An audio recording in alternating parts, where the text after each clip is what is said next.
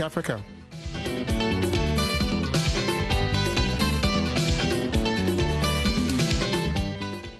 The lawyer for the leader of the indigenous people of Biafra says his client was tortured while in the custody of Kenyan authorities.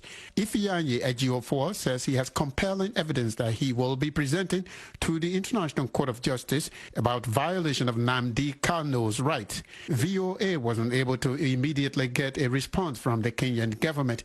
Earlier this week, President Muhammadu Buhari commended Nigerian security forces for their job in the execution of an international operation that he said led to the arrest. But President Buhari gave no details on the operation except that Kanu was detained as a result of international cross-border cooperation. Kanu's organization is agitating for an independent state for ethnic Igbos in southeast Nigeria. The Nigerian government considers the group a terrorist organization. Lawyer Ejiofor says the terrorist label is a pretense for the Nigerian government to indiscriminately arrest members of the indigenous people of Biafra. Nnamdi Kanu was severely beaten and subjected to all forms of inhuman treatment and degradation by the Kenyan Police Authority upon his abduction on 19th of June 2021 in Kenyan Nairobi Airport. He was detained in a very terrible environment, which is far unconnected with conventional place of custody in Kenya.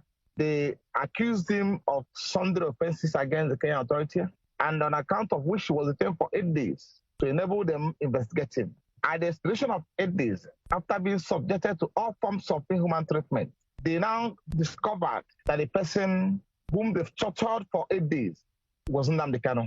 And they now called on the Nigerian government to come over and pick him. So obviously, we understand that this is a clear script written in collaboration with the Nigerian government, which was clearly executed by the Kenyan Police Force. You mentioned Kenya, but it was never very clear to us exactly how Mr. Kanu was apprehended. The Nigerian government only said that his arrest was due to cross-border cooperation.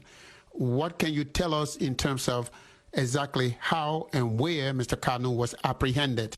Nnamdi Kanu was arrested in Nairobi Airport. Now, when he was arrested in Nairobi Airport, Kenya, by Kenya Police Force, we have compelling evidence to this effect, which will be tendered before the International Court of Justice at the point we are going to get there, because we are already filing action through our foreign legal partners who are in court to challenge the gross violation of his fundamental rights as a British citizen, and also gross violation of the international laws on repatriation of persons suspended of committing an offense. So, and sundry infractions on his rights. So what we are saying is that, in effect, that he was arrested in Kenya Airport. I can confirm that to you authoritatively. As you know, sir, the Nigerian government considers your client, Mr. Kanu, and his indigenous people of Biafra movement a terrorist organization.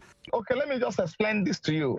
Shortly after the invasion of Nnamdi Kanu's premises on the 14th of September 2017, and they didn't succeed in abducting and killing him, they came back 2 days after, on 17th of September, to obtain an order of court exparte without reference to my office to prescribe IPOB. Then we promptly filed an application before the Court of Appeal to challenge the purported prescription of IPOB as a terrorist organization, because we know that the indices and the characters of IPOB, the activities, the manner in which they operate, does not fall within the ambit of provisions of the Section 3 of Terrorist Prevention Act of Nigeria. And going forward, we also promptly then file an application for stay of execution of that judgment. So it's only in Nigeria that they have IPOB prescribed. Thankfully, I'm speaking with you. You're in America and I'm communicating with you from America. American government, other foreign government, and responsible institutions refuse to sanction the prescription of IPOB in Nigeria and elsewhere as a terrorist organization. So, as we are aware, we have Boko Haram in Nigeria. We also have Fulani Herdsmen in Nigeria. This organization that has been prescribed by international community, because the essence of prescribing IPOB is to enable the federal government and the security agents of Nigeria to start arresting them on the sound of that order. When is the next court date? The matter has been slated for hearing, commencement of trial on the 26th of July, 2021. Thank you so much, sir, for the time to speak with you. Okay, thank you so much. Ifeanyi Ejiofor is the lawyer for Nnamdi Kanu, leader of the indigenous people of Nigeria. In Ghana, a move to formalize the payment of salaries for the spouses of the